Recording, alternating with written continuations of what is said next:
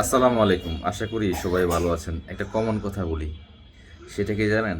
আমাদের দেশ গ্রামে যে সমস্যাটা হয়, সমস্যা না, এটা খুব কমন চর্চা হয়। ছেলেদেরকে বিয়ে করাইলে বউ আসলে সবাই শুধু উৎপাইতে থাকে। বউয়ের কোনটা কোনটা দোষ, বউ কি করলো, কি কাজ পারে, কি কাজ পারে না, সবাই শুধু আশেপাশের একটা দোষ পাইলে দেখলে একদম বড় বড় চোখ করে তাকায় দেখে।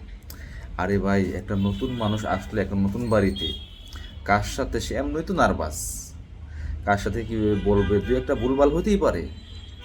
তাকে একটু সময় দেন, সাপোর্ট দেন, দেখবেন সে দ্রুত ভুলগুলা কাটায় উঠবে। আর যদি আপনি বারবার শুধু ভুল ধরেন, খোঁচা মারেন, তাহলে দেখবেন সে আরও বেশি নার্ভাস হবে, মন খারাপ হবে, একসময় সে আরও বেশি কি হবে, তার মধ্যে নেতিবাচক প্রভাব পড়বে, সম্পর্কটা দূরত্ব তৈরি হবে, বন্ডিংটা বাড়বে না। কি করতে হবে?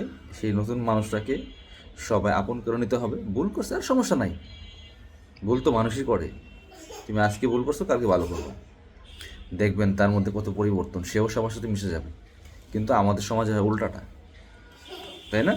কারণ হচ্ছে সবাই শুধু অপেক্ষা করে এবং এটা নিয়ে সমালোচনা করে, আলোচনা করে। তখন কি হয়? হিতে বিপরীত হয়। বাট সবাই মিলে উৎসাহ দেন, ভুল করছি, ভুলটা স্কিপ করেন, ভুলটা ধরাই দেন, এইভাবে না এইভাবে করো, তাহলে দেখবেন সে আনন্দের সাথে সব কিছু নিজের মতো করে নিবে। এবং এই নতুন জায়গাটাতে আসছে, সেই জায়গাটা সে নিজের মতো করে ওই পরিবারের মানুষগুলোর সাথে খুব সুন্দর একটা বন্ডিং তৈরি হবে এবং সবার মধ্যে সুখ শান্তি বৃদ্ধি পাবে।